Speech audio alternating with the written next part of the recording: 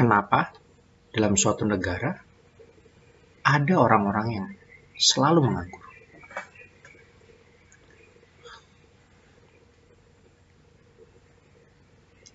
Di dalam pasar tenaga kerja, kalau menurut teori supply and demand, upah tenaga kerja yang seimbang terjadi karena adanya tarik-menarik antara penawaran tenaga kerja dari universitas-universitas, SMA-SMA atau apa gitu, lulusan-lulusannya, atau permintaan tenaga kerja ya, kan sebenarnya seperti terlihat di grafik tersebut. Permintaan tenaga kerja dari tenaga kerja tersebut ya, yang mau melamar kerja. Nah, permasalahannya banyak. Ada masalah dari, ada yang dikatakan minimum wage law, akan saya jelaskan nanti, ada upah tenaga kerja minimum, ada masalah pencarian tenaga kerja, atau waktu untuk mencari kerja, itu juga masalah. Lalu ada mengenai yang termasuk urusan dengan upah-upah juga, itu biasanya serikat tenaga kerja yang membuatnya. Kita akan membedah satu persatu. Kita mulai dari dua istilah dulu. Kenapa tenaga kerja unemployment selalu ada? Jadi ada istilah yang namanya frictional unemployment, yaitu unemployment, pengangguran, dihasilkan karena adanya waktu tunggu kecocokan pekerja mencari pekerjaan yang cocok gitu ya. Kecocokan tenaga kerja mencari pekerjaan. Jadi misalnya saya lulus, saya mau mencari kerja yang cocok, saya tunggu ya. Nunggu dulu, mungkin ada pekerjaan yang datang, tapi saya nggak mau, saya tunggu dulu. Nah, orang-orang yang gini selalu ada. Ini yang menyebabkan tenaga kerja pengangguran selalu ada. Jadi yang pertama, frictional unemployment. Lalu yang kedua, structural unemployment. Structural adalah pengangguran yang terjadi karena jumlah pekerjaan yang tersedia di dalam pasar kerja tidak cukup untuk pencari kerja yang mau mencari pekerjaan. Jadi ini lebih kacau nih structural ini. Lahan pekerjaannya nggak ada. Nah,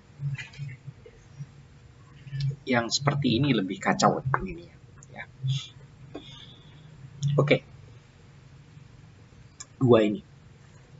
Ini dua yang harus dipahami karena dua ini mengarah ke yang pertama yang tadi saya jelaskan, job search.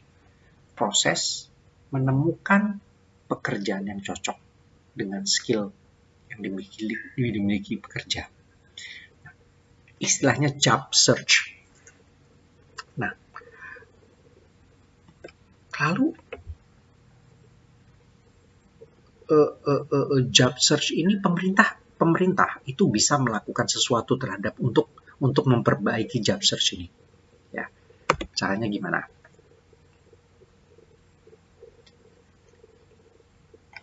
Caranya yang pertama, membuat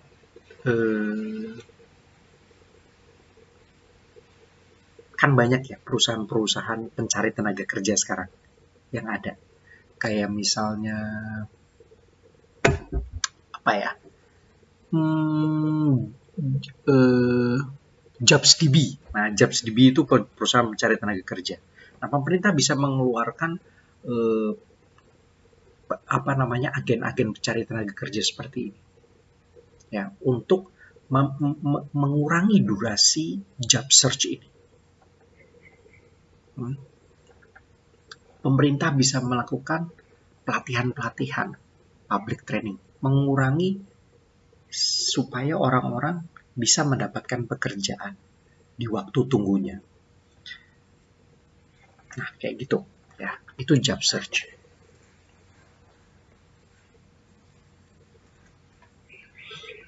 Lalu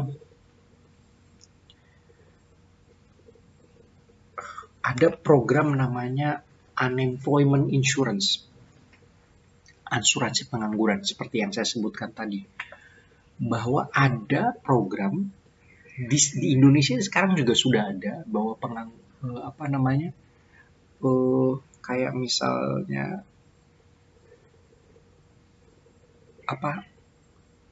insentif prakerja, ya. Insentif prakerja itu ada, bisa meningkatkan pengangguran karena orang menjadi discourage, nggak mau bekerja tapi mengandalkan itu saja. Nah, itu juga bisa mengapa kok yang namanya pengangguran selalu ada, karena orang-orang banyak yang mengandalkan itu, akhirnya mengandalkan insentif asuransi pengangguran itu.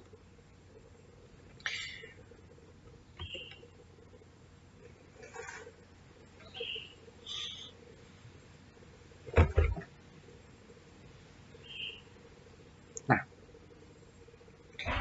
penjelasan job search, habis gitu job search insurance kayak gitu, asuransi buat pengangguran, itu lebih ke arah frictional unemployment. Ya, frictional unemployment. Sekarang yang structural unemployment, contohnya apa? Yang pertama adalah minimum wage law, upah minimum. Seperti apa upah minimum? Ya, yang Anda ingat loh, minimum wage law, union itu adalah serikat pekerja, dan teori efisiensi upah, ya.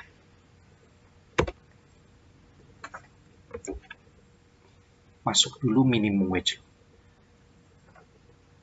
Ini yang terjadi dengan upah minimum regional kita, UMR. Apa yang terjadi? Jika upah minimum tadinya keseimbangannya adalah WE, upah minimum yang di atas keseimbangan ini akan mengakibatkan tenaga kerja yang supply tenaga kerja lebih banyak dibanding permintaan tenaga kerjanya.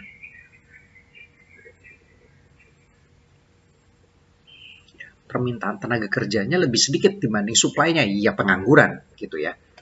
Nanti akan saya bahas lagi di kelas ini, lebih detail lagi di kelas mengenai ini ya.